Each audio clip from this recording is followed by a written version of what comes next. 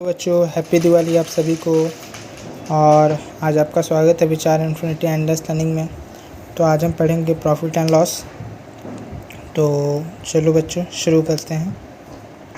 पहला है हमारा जिसके बारे में हम समझेंगे। आज हम लोग पढ़ेंगे पहले कॉस्ट प्राइस के बारे में, ठीक है। प्रॉफिट एंड लॉस में the price at which product is bought is called cost price. तो देखो कॉस्ट प्राइस होता है क्या है, पहले से समझो। मतलब जिस प्राइस पर आप हम कोई चीज़ ख़रीदते हैं, जैसे कि एक पेन ख़रीदा आपने, ठीक है, और उसका पेन का दाम रहा 20 रुपये। उस पेन का दाम रहा कितना, 20 रुपीज़। 20 रुपीज़ उस पेन का दाम रहा, तो वह हमारा पड़ेगा क्या, कॉस्ट प्राइस, ठीक है। एग्ज़ाम्पल में आप यही समझ लो कि अगर एक पेन आपका 20 रुपये का है, ख़रीद रहे हो, तो वो क्या होगा, वो आपका कॉस्ट प्राइस होगा, ठीक है। तो अब हम समझेंगे सेलिंग प्राइस, ठीक है। तो अब सेलिंग प्राइस चलिए समझते हैं। The price at which a product is sold is called selling price. तो बच्चों देखो, तो हम लोगों ने सेलिंग प्राइस के बारे में पढ़ लिया। अब सेलिंग प्राइस है क्या, समझिए। जिस दाम पर हम कोई चीज़ बेचते हैं उसे कहते हैं सेलिंग प्राइस, ठीक है, यानी वो बेचने वाला दाम, ठीक है। जैसे कि एग्जांपल है, अगर हमने कोई पेन 25 रुपये में बेचा है तो उसका सेलिंग प्राइस क्या होगा, 25 रुपीज़, ठीक है। अब आपका थर्ड है profit. If the selling price is greater than cost price there is profit. तो अब प्रॉफिट यानी आप समझ में आ रहा है, प्रॉफिट का मतलब तो हमें समझ में आ रहा है, लाभ हमारा कितना हुआ है, ठीक है। चलिए अब इसे भी समझते हैं। तो लाभ लाभ मतलब तो समझ में ही आता है, फ़ायदा। तो ये समझिए, जब हम कोई चीज़ उस दाम में महंगी बेचते हैं जिसमें हमने ख़रीदा, तो समझो अगर ये पेन आज मैंने अगर ये पेन मैंने आज 5 रुपये में ख़रीदा था, अब मैं इसे बेच रहा हूँ 10 रुपये में, तो मेरा तो प्रॉफिट हुआ इसमें 5 रुपये का, ठीक है। तो जब हम कोई चीज़ उस दाम से महंगी बेचते हैं जिसमें हमने उसे ख़रीदा था, तो उसे हम प्रॉफिट कहते हैं, ठीक है। जैसे एग्जांपल में, अगर आपने समझिए कि अगर आपने कोई पेन 20 रुपये में ख़रीदा और 25 रुपये में बेच दिया, तो इसमें आपका प्रॉफिट है 5 रुपये का। तो ये चीज़ ध्यान रखिएगा। चलिए अब हम लॉस पढ़ते हैं। If the cost price is greater than selling price, there is loss. तो लॉस हम लोगों ने रीड किया, मैं एक बार फिर बता देता हूँ। If the cost price is greater than selling price, there is loss. देखो लॉस क्या है, ये तो हमें अच्छे से पता है। लॉस मतलब नुकसान, ठीक है। जब हम कोई चीज़ उस दाम से सस्ती बेच देते हैं जिसमें जिस दाम में हमने उसे ख़रीदा था, ठीक है, लेकिन हमने उसे सस्ते में बेच दिया। जैसे कि अब मैंने ये कॉपी ख़रीदे था 20 रुपये में, मैंने इसे बेच दिया 15 रुपये में, तो ये तो मेरा नुकसान ही हुआ ना 5 रुपये का इसमें, समझे बच्चे। तो इसमें तो हमारा हो गया नुकसान, तो इसे हम लोग क्या बोलते हैं, लॉस, ठीक है। Production cost. The cost of making a production is called production cost. चलिए अब इसे भी समझते हैं। प्रोडक्शन कॉस्ट पढ़ लिया। अब समझिए प्रोडक्शन कॉस्ट है क्या। समझिए, अगर किसी चीज़ को बनाने में जो हमारा खर्चा होता है उसे कहते हैं प्रोडक्शन कॉस्ट। जैसे कि अगर मैंने एक टॉय बनाया, ठीक है, एक टॉय मैंने बनाया, उसका कॉस्ट कितना पड़ा, मतलब उसका खर्च कितना पड़ा हमें, 50 रुपये, ठीक है। और उसका लेबर चार्ज वो हमारा लगा 10 रुपया, ठीक है। तो दोनों का हमारा प्रोडक्शन कॉस्ट कितना मिला, 50 और 10 यानी 60 रुपीज़, यानी 60 रुपये। तो ये हमारा हो गया 60 रुपये, ठीक है। तो प्रोडक्शन कॉस्ट आप लोग समझ गए होंगे, आई होप। अब हम पढ़ेंगे market price. The price which is written on a product is called market price. तो देखो बच्चों, मार्केट प्राइस क्या है इसे समझिएगा आप लोग अच्छे से। मतलब समझिए जितना प्राइस प्रोडक्ट के ऊपर लिखा रहता है, समझिए इस पेन के ऊपर अगर मार्केट में अगर इसमें 10 रुपये इसका लिखा हुआ है, ठीक है, या लेबल या टैग जो कहते हो आप लोग, ठीक है, उस पर लिखा हुआ है, तो वही हमारा मार्केट प्राइस। जैसे कि एग्जांपल एक शर्ट आप लेते हो मार्केट से, तो उस पर लिखा रहता है ना 1000 रुपीज़, तो हम लोग परचेस करते हैं, तो वो हमारा होता है मार्केट प्राइस, ठीक है। अब आते हैं डिस्काउंट पे। The difference between mark price and selling price is called discount. देखिए डिस्काउंट क्या है। देखिए अगर आप शर्ट का मार्केट प्राइस 1000 है, ठीक है, शर्ट में अगर शर्ट का प्राइस कितना है 1000, ठीक है, समझिएगा।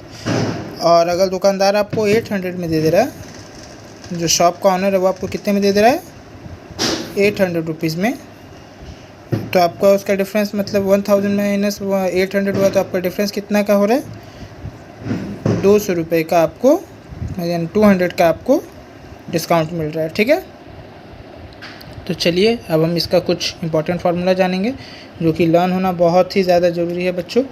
प्लीज़ आप लोग फार्मूला अच्छे से याद कीजिएगा, तभी आपसे ये सवाल बनेगा। तो चलिए हम फार्मूला जानते हैं। देखिए बच्चे, अब हम फार्मूला जानते हैं। जैसे प्रॉफिट का फार्मूला क्या है, selling price minus cost price.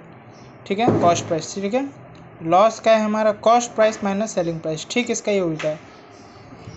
उसके बाद आपके पास है प्रॉफिट परसेंटेज का, तो profit by cost price into 100 निकलेगा। ठीक है, फिर उसके बाद हम जानते हैं लॉस। लॉस का भी सेम लॉस, और जो आपका जो कॉस्ट प्राइस जो मैंने पहले बताया था आपको वो वाला, ठीक है, इंटू 100। फिर सेलिंग प्राइस, आप जिस दाम में बेचे हो। ठीक है, 100 plus profit by 100 into cost price. फिर सेलिंग प्राइस का भी सेम 100। जब लॉस का हम लोग प्रॉफिट का जब करेंगे तो प्लस, और जब लॉस का करेंगे तो हम लोग माइनस। ठीक है, 100 minus loss by 100 into cost price. और कॉस्ट प्राइस का होगा 100 plus profit percentage into selling price. और माइनस का भी same 100 minus loss, 100 by 100 minus loss percent into selling price. ठीक है बच्चों, ये फार्मूला मैं PDF करके YouTube लिंक पे डाल दूँगा, आप लोग देख लेना मेरे डिस्क्रिप्शन में। तो आप लोग ये याद ज़रूर कर लीजिएगा। अच्छा, अगर आप लोग नोट करना चाहते हो तो नोट कर लीजिए। चलिए बच्चों, अब हम सम्स के ऊपर मूव करते हैं। ठीक है, तो ये मैंने 3rd नंबर सवाल यहाँ पे बनाया है। सुबीर चाचा ने 176 रुपये की एक घड़ी बेची है। यदि घड़ी बेचकर सुबीर चाचा को 12% का हानि हुई तो उन्होंने घड़ी कितने में खरीदी थी। चलिए मैं ये क्वेश्चन एक बार इंग्लिश में भी ट्रांसलेट कर देता हूँ। Subir uncle has sold a clock at the price ₹176. If the loss of Subir uncle is 12% by selling the clock, let us calculate and observe that with how much he has bought the clock. ठीक है, तो चलिए समझते हैं हम लोग। यहाँ पहले सेलिंग प्राइस हमारा कितना दिया हुआ है, मतलब जो उन्होंने घड़ी बेचा है, हम लोग सेलिंग प्राइस के बारे में इससे पहले मैंने बताया था। तो सेलिंग प्राइस हमारा कितना है यहाँ 176। ठीक है, जो कि आप यहाँ देख सकते हो। फिर उसके बाद हमारे यहाँ पे क्या बोला गया है, यदि घड़ी बेचकर सुबीर चाचा को 12% की हानि हुई है, तो 12% की हानि यानी नुकसान, लॉस हुआ है हमारा। ठीक है, तो cost price of the clock, तो अगर आप लोगों ने फार्मूला याद किया है तो आप मुझे बताएंगे कि कॉस्ट प्राइस का फार्मूला क्या है। कॉस्ट प्राइस का फार्मूला हमारा कुछ ऐसा था, 100 by 100 minus loss into selling price था ऐसा। तो ये हम लोगों ने 100 रहने दिया, 100। ठीक है, माइनस 12%, 12 का हमने ये लिखा। सेलिंग प्राइस हमारा कितना था, हम लोगों ने बेचे कितना में था, 176 में, है ना। तो ये हम लोगों ने किया। अब हम लोग 11 के टेबल से काट लेंगे। 11 8 से 88। ठीक है, और इसको काटेंगे हम लोग 11 से 16 टाइम में। ठीक है, तो ये तो हमारा कट गया। तो ये हम लोगों ने तो कट कर दिया 11 से 16 टाइम में। तो अब हमारे यहाँ 16 बचा, 8 बचा। तो 8 से हम लोगों ने 16 को काट दिया 2 टाइम्स में। ठीक है, तो अब हमारा बचा क्या, 100 इंटू 2।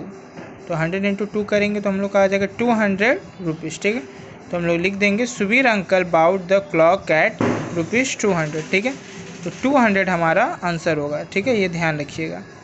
और अगर इस सम्स में किसी बच्चे को दिक्कत हुआ तो प्लीज़ आप लोग कमेंट कीजिएगा। चलिए अब हम लोग नेक्स्ट सम्स पे मूव करते हैं। ओके बच्चों, चलिए बच्चों अब हम 4 नंबर बनाते हैं। ठीक है, अनवरी बेगम ने 10 नींबू 30 रुपये में खरीद कर प्रति दर्पण 42 रुपये में बेचती हैं। तो अनुवरी बेगम को कितना प्रतिशत लाभ या हानि होती है। चलिए इस क्वेश्चन को मैं एक बार इंग्लिश में भी बता देता हूँ। Anwari Bibi has sold its dozen lemons at 42 rupees by buying 10 lemon at ₹30. Let us calculate and observe the percentage profit and loss Anwari Bibi has made. Okay, अच्छा बच्चों मैं कोशिश करूँगा ना नेक्स्ट टाइम से कि हिंदी वाला क्वेश्चन भी और इंग्लिश वाला क्वेश्चन भी दोनों लिख दूँ, जिससे ना हिंदी वालों को प्रॉब्लम हो ना इंग्लिश वालों को। ठीक है, हाँ, तो मैं नेक्स्ट टाइम से सोचूंगा ऐसा करने का। तो चलिए मैं इस सवाल को अब थोड़ा आपको डिटेल में बताता हूँ कि मैंने इसे किया कैसा, और आप ये समझिएगा बहुत अच्छे तरीके से। ठीक है, देखिए तो यहाँ पे सॉल्यूशन बोला गया है हमें, जैसे कि पहले करना है इसका सेलिंग प्राइस, यानी जो इस दाम में उन्होंने बेचा है। ठीक है, ये मैंने आपको बताया था। तो 12 लेमन। अब 12 लेमन तो यहाँ दिया नहीं, आया कैसे? ये जो आप प्रति दर्पण यानी जो 1 डजन जो मैंने बताया, ईच डजन।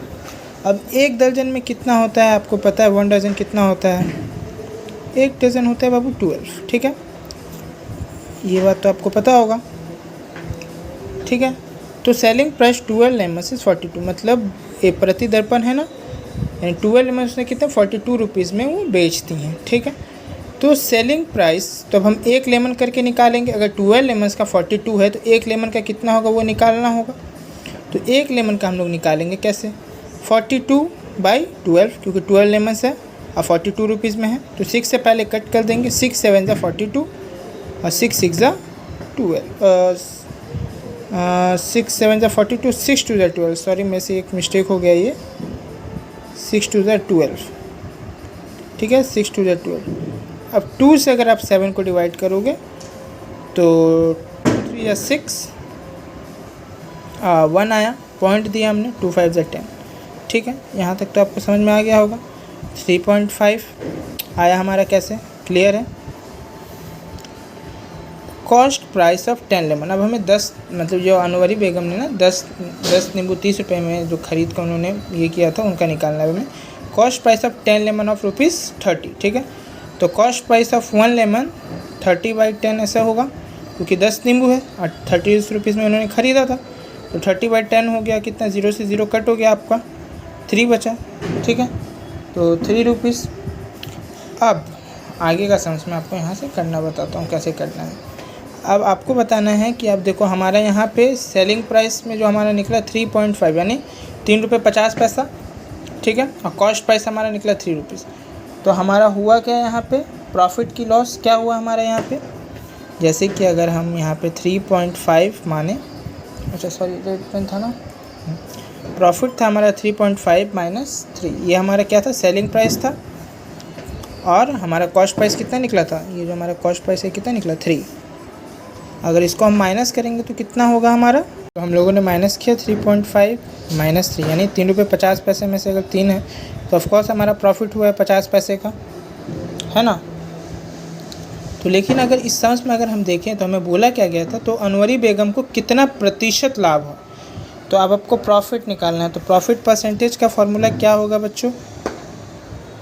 प्रॉफिट परसेंटेज का फॉर्मूला क्या होगा? अगर प्रॉफिट परसेंटेज का फॉर्मूला ऐसा होगा, प्रॉफिट बाई CP इंटू 100, ये मैंने लिखवाया था। तो चलिए प्रॉफिट हमें कितना का हुआ है? 0.5 बाई कॉस्ट प्राइस हमारा कितना था? 30 इंटू 100, 0 से 0 हमारा कट गया।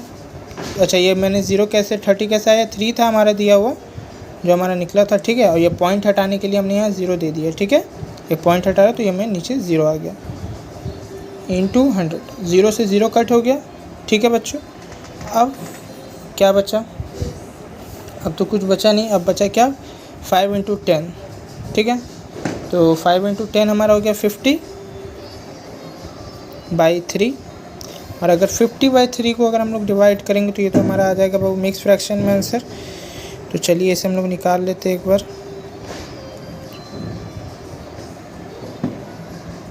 अच्छा रेट में थोड़ा दिक्कत दे रहा है, ब्लैक से कर लेते हैं। 3 के टेबल में 50, चलो तो अब हम 3 से 50 को अगर डिवाइड करेंगे तो ये हमारा आ जाएगा बाबू, आप ये करके देख लेना, इसका हमारा मिक्स फ्रैक्शन में आ जाएगा 16 2/3, यही आएगा, ठीक है बच्चों। तो आप ये आंसर एक बार करके देख लेना, ओके। अगर आप ऐसे देखो तो 16 3 जब कितना होगा 48, तो मैं एक बार ये करके भी दिखा देता हूँ, देख लो। तो या 16 2/3, ठीक है। आप ये चेक कर लेना, देख लीजिए आप ये सम से एक बार, ठीक है बच्चों। तो चलिए अब हम मिलते हैं अगले वीडियो में।